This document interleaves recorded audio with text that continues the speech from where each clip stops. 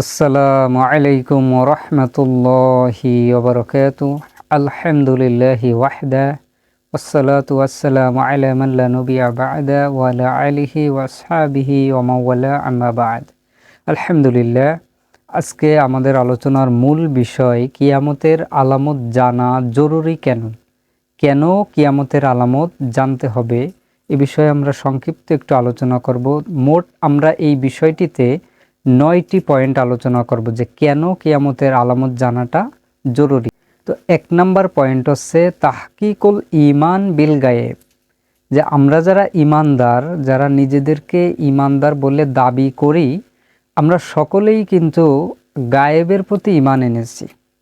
সূরা আল বাকারার শুরুর দিকে আল্লাহ রাব্বুল আলামিন বলেন, হুদাল্লিল মুত্তাকিন আল্লাযীনা ইউমিনুনা বিল গায়েব, যে ঈমানদার তো তারা, ঈমানদারের বৈশিষ্ট্য হচ্ছে তারা গায়েবের প্রতি ঈমান রাখে।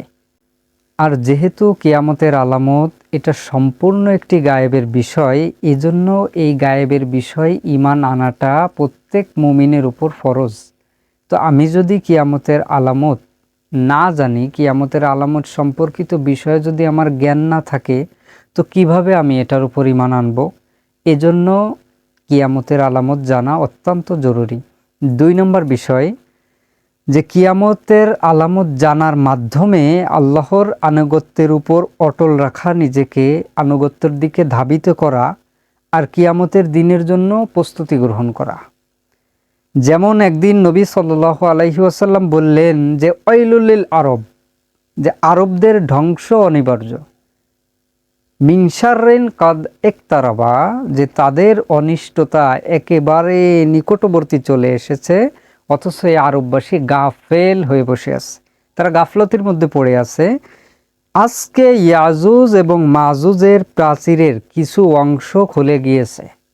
তো নবী সাল্লাল্লাহু আলাইহি ওয়াসাল্লাম এই হাদিসটাকে বলার পরে মানে সাহাবীদেরকে বলতে চাচ্ছিলেন যে কিয়ামত নিকটবর্তী হয়ে এসেছে, ইয়াজুজ মাজুজের প্রাচীর কিছু অংশ খুলে গিয়েছে, মানে কিয়ামত নিকটবর্তী হয়ে আসতেছে। অন্য এক বর্ণনায় নবী সাল্লাল্লাহু আলাইহি ওয়াসাল্লাম বলেন যে তোমরা তোমাদের ঘরণীদেরকে নামাজের জন্য জাগিয়ে দাও, কারণ জেনে রাখো দুনিয়ার জীবনে বহু বিলাসী রমণী রয়েছে যারা আখিরাতে উলঙ্গ নগ্ন অবস্থায় থাকবে।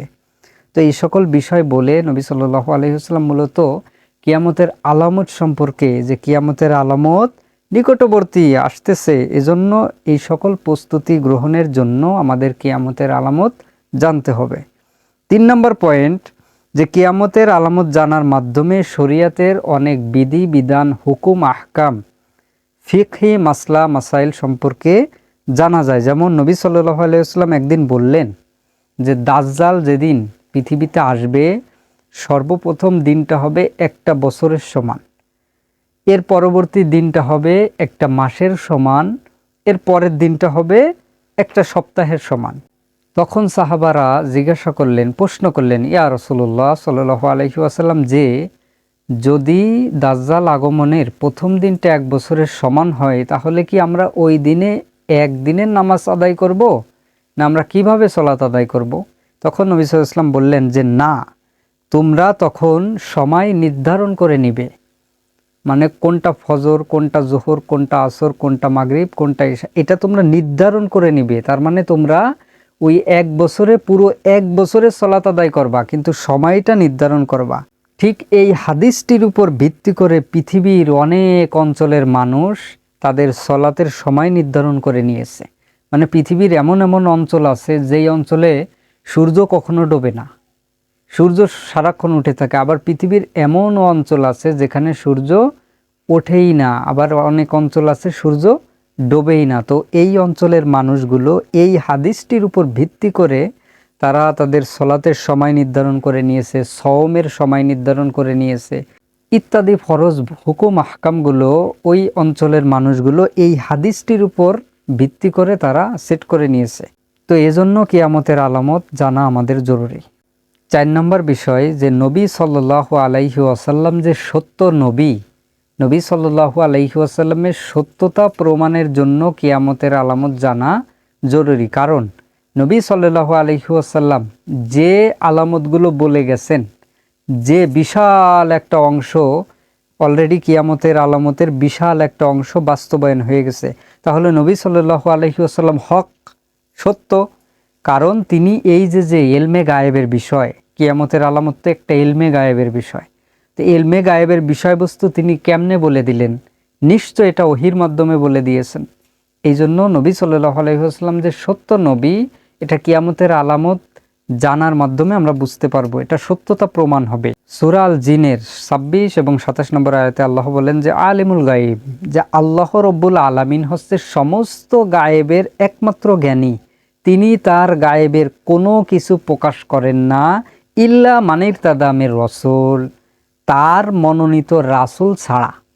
মানে আল্লাহ রব্বুল আলামিনের গায়েবের যত বিষয় আছে এগুলো কারো কাছে প্রকাশ করে না ইল্লা মানির তাদা মিন রাসূল, তার মনোনীত রাসূলগণ ছাড়া প্রকাশ করেন না। তো যেহেতু কিয়ামতের আলামত সম্পূর্ণ ইলমে গায়েবের বিষয়, তো এরই মাধ্যমে বোঝা যায় যে রাসূলুল্লাহ সাল্লাল্লাহু আলাইহি ওয়াসাল্লাম হক, সত্য নবী। আর এজন্য কোরআনুল কারিম কিন্তু ইলমে গায়েবের একটা বিষয়, এটা সম্পূর্ণ একটা ইলমে গায়েব। নবী সাল্লাল্লাহু আলাইহি ওয়াসাল্লামের মাধ্যমে আল্লাহ রাব্বুল আলামিন প্রকাশ করে দিয়েছেন। তো নবী সাল্লাল্লাহু আলাইহি ওয়াসাল্লামের হাদিসগুলো কিন্তু ইলমে গায়েবের বিষয়, যে নবী সাল্লাল্লাহু আলাইহি ওয়াসাল্লামের মাধ্যমে এটা প্রকাশ করে দিয়েছেন। এজন্য নবুয়তের সত্যতা প্রমাণের কিয়ামতের আলামত জানা অত্যন্ত জরুরি।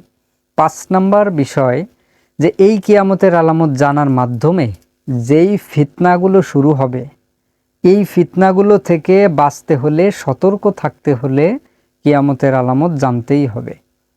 ফিতনা মানে কি?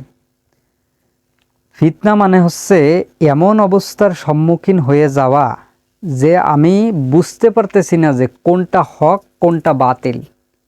মানে আমি এমন পরিস্থিতিতে পড়েছি যে কোনটা সত্য কোনটা মিথ্যা, এটা আমি যাচাই করতে পারতেছি না। এটাই হচ্ছে ফিতনা।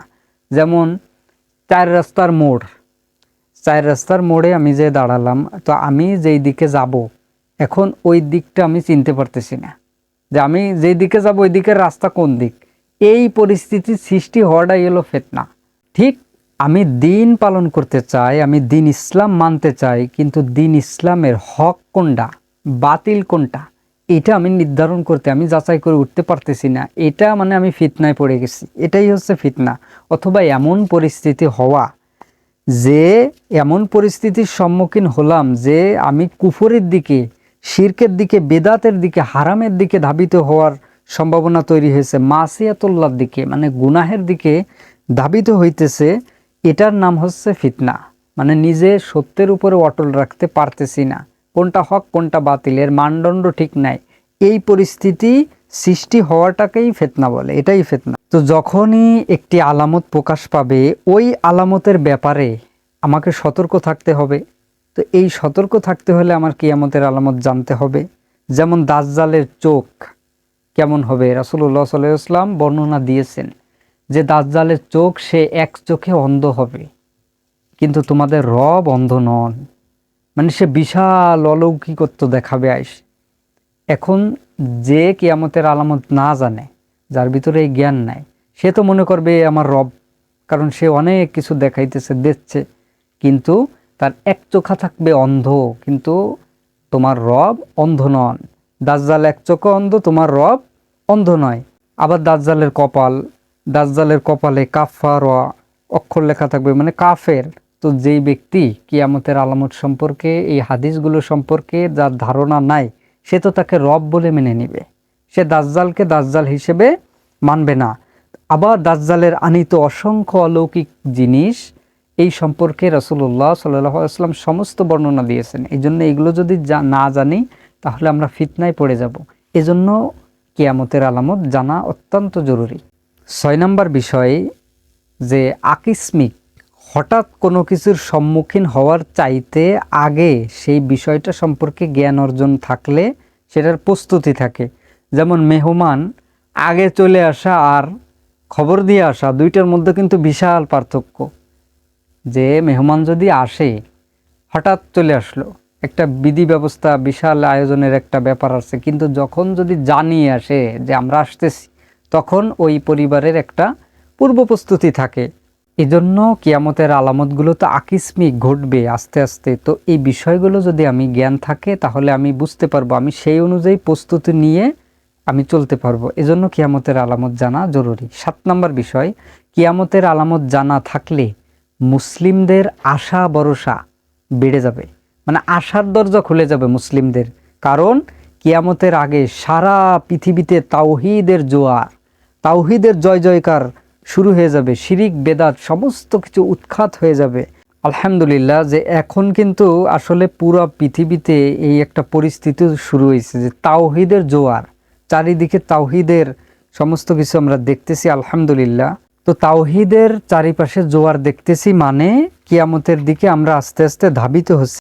আবার এমন এক পরিস্থিতি হবে, এমন এক সময় যে ইয়াহুদি নাসারারা এরা গাছের পিছনে লুকাবে, তখন গাছ কথা বলবে। গাছ বলবে, হে মুসলিম ভাই, আমার পিছনে একজন ইয়াহুদি, আমার পিছনে একজন নাসারা, এদেরকে মারো, আসো।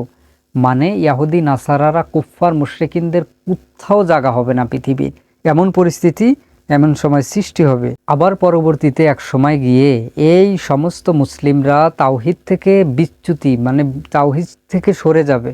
সারা পৃথিবীর মানুষ তাওহীদ থেকে আবার সরে চলে যাবে। এর পরে মানুষ এমন পরিবেশ সৃষ্টি হবে যে মানুষ গুনাহ করবে একেবারে প্রকাশ্যে। এই মানুষগুলোর উপর আল্লাহ রাব্বুল আলামিন কিয়ামত চাপিয়ে দেবেন, যে তখন একটা ইমানদার থাকবে না, একজন তাওহীদবাদী মুসলিম থাকবে না, তখন সমস্ত মানুষ বেঈমান অবস্থায় মারা যাবে। 8 নম্বর বিষয়, মানুষের মধ্যে একটা ফিতরাত, মানে একটা ফিতরি রোগবোধ থাকে, মানে ফিতরি আগ্রহ থাকে যে কোনো গোপনীয় জিনিস কিংবা কোনো আশ্চর্য জিনিস সম্পর্কে জানার তীব্র একটা আশা আকাঙ্ক্ষা মানুষের ভিতরে থাকে, যে আশ্চর্য কোনো জিনিস সম্পর্কে শুনতে মন চায় কিংবা গোপনীয় কোনো জিনিস সম্পর্কে জানার, এটা মানুষের একটা ফিতরি রগবত। তো নবী সাল্লাল্লাহু আলাইহি ওয়াসাল্লাম এই আলামতগুলোকে স্পষ্ট করে দিয়েছেন আমাদের মানবীয় আগ্রহের দিকে লক্ষ্য করে। এজন্য কিয়ামতের আলামতগুলো আমাদের জানতে হবে। 9 নম্বর বিষয়, যে কিয়ামতের আলামত জানার মাধ্যমে আমাদের ঈমান বৃদ্ধি পাবে, মানে মুমিনদের ঈমান বেড়ে যাবে কিয়ামতের আলামত জানার মাধ্যমে। কারণ এই নিদর্শনাবলী একের পর এক যখন ঘটতে থাকবে তখন নবী সাল্লাল্লাহু আলাইহি ওয়াসাল্লামের কথার সত্যতা পাবো, আর মুমিনের ঈমান বেড়ে যাবে, মুমিনের আশা বেড়ে যাবে, মুমিনের ইলমের বিষয় একটা গভীরতা চলে আসবে। তো আমরা সর্বমোট এই 9টি বিষয় আলোচনা করলাম, 9টি গুরুত্বপূর্ণ পয়েন্ট। এজন্য আমাদের কিয়ামতের আলামতগুলো জানা থাকা দরকার। আমরা প্রত্যেকেই কিয়ামতের আলামত সম্পর্কে আরও পড়াশোনা করে গভীর জ্ঞান অর্জন করব। আল্লাহ রাব্বুল আলামিন আমাদেরকে তৌফিক দান করুক। ওমা তৌফিকি ইল্লা বিল্লাহ, আলাইহি তাওয়াক্কালতু ওয়া ইলাইহি উনীব।